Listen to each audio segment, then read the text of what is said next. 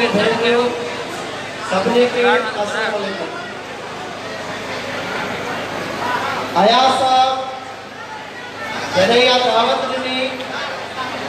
As a observer ऐं counsel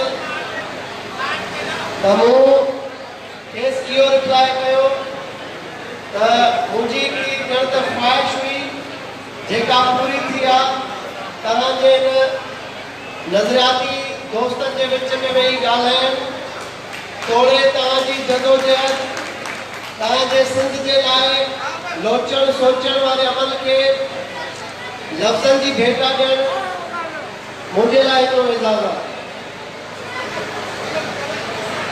त जेके नौजवान आहिनि सिंध जा ख़ासि तौर ते हिन वक़्तु सोशल मीडिया जो दौरु आहे ऐं सोशल मीडिया एतिरो त ताक़तवर मोर्चो आहे जो तव्हांखे हुन जो अंदाज़ो ई न आहे। असां मुंहिंजो ज़ाती तौर ते न के सियासी पार्टी सां को तालुक़ु आहे, न मां कंहिंजो कारकुन आहे, न मां कंहिंजो फॉलोअर आहे, पर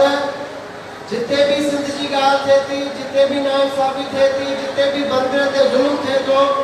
त उते असांजी गैरत असांखे वेहण नथी ॾिए, असांजो ज़मीर मलामत करे थो। ख़्वाह उहा नाइंसाफ़ी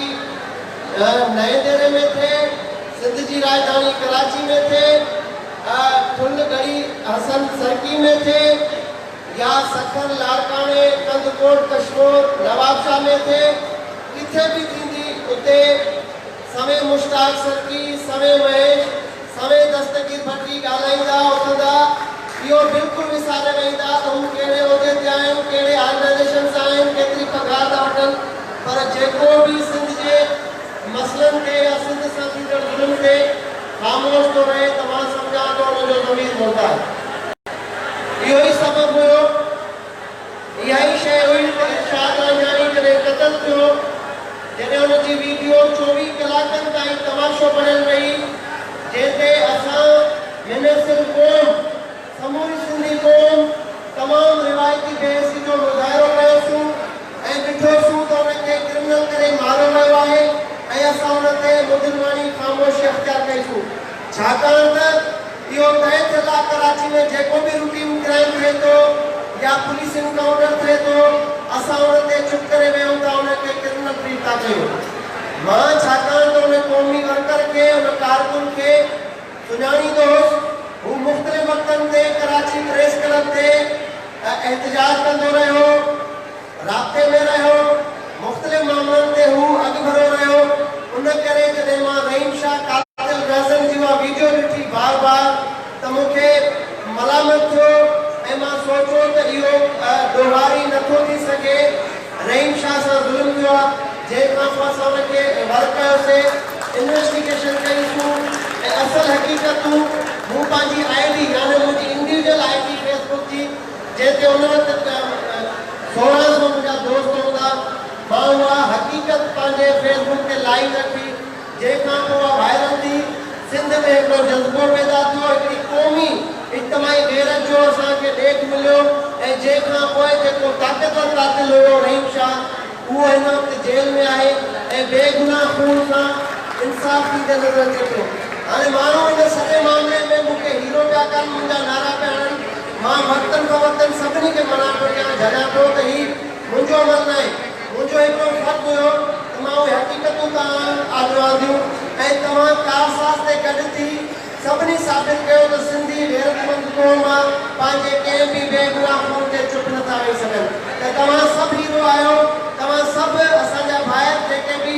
मुख़्तलिफ़ सियासी समाजी मज़हबी ऐं क़ौम जमातुनि में वर्कर आहियो, तव्हांजा भल नज़रिया अलॻि हुजनि, पर कारसाज़ जे धरणे में तव्हां साबित कयो त सिंध जी राजधानी कराची में को भी इरशाद रांझानी लावारिस न आहे, उन जा लखे वारिस मौजूद आहिनि ऐं कातिल रहीम शाह जहिड़ा ॿिया अहम किरदार जेके भी कराची में पाण खे फिरोन सम्झनि था, उन्हनि जी अखि खुली वई आहे त सिंधी को भी लावारिस न आहे ऐं अॻु जेको भी ज़ुल्म थियो, हाणे कारसाज़ वारी ॿधी खां पोइ इहो साबित थी वियो त हाणे कंहिंखे भी को रहीम शाह हमलो न कंदो, को नाइजाजी न कंदो, को नाक न कंदो। तव्हां इहो साबित कयो। अयाज़ लतीफ़ अली के किरदार ते ॻाल्हाए के तव्हां कारपोरेट ते ॻाल्हाए के त मां हिन पिंडार में न पर पुठ बि मुंहिंजी शयूं पयूं आहिनि तव्हांखे जेकॾहिं अयाज़ पलीजो साहब मुंहिंजा वॉइस नोट ॿुधाए त मां हुनजो गैर मशरूत आशिक़ आहियां त हुनजी जदोजहद हुनजी सिंध सां कमिटमेंट हुनजी माण्हुनि सां प्यार खे कंहिं बि तरीक़े सां एक्सप्रेस नथो करे सघिजे उनजो पंहिंजो किरदारु आहे गैर तकरारी किरदारु आहे ऐं हुन पंहिंजी सभु बुर्दबादी ऐं सीरियस कमिटमेंट सां हाणे क़ौमी सियासत में क़दम रखियो आहे न सिर्फ़ु क़दम रखियो आहे पर हुनखे क़ौमी सियासत में वॾी पज़ीराई मिली आहे जेका तव्हांजी कामयाबी आहे त हिन जमायत में जेके बि नौजवान आहिनि उन्हनि जो जेको लीडर आहे जेको क़ाइद आहे उनखे नौजवाननि खे फ़ख्रु करणु घुरिजे त असां जहिड़ा माण्हू बि उनजा आशिक़ आहिनि त ज़रूरु उन में का शइ रब पाक रखी आहे का साहिब रखी आहे को प्यारु रखियो आहे का कुर्बत रखी आहे त तव्हां सभु ख़ुशनसीब आहियो पंहिंजे सिंध जे हक़नि जी ॻाल्हि पंहिंजो नज़रियो ईअं ई ताक़त सां अॻिते वधायो इनशा अल्लाह पंहिंजो हामी नासिर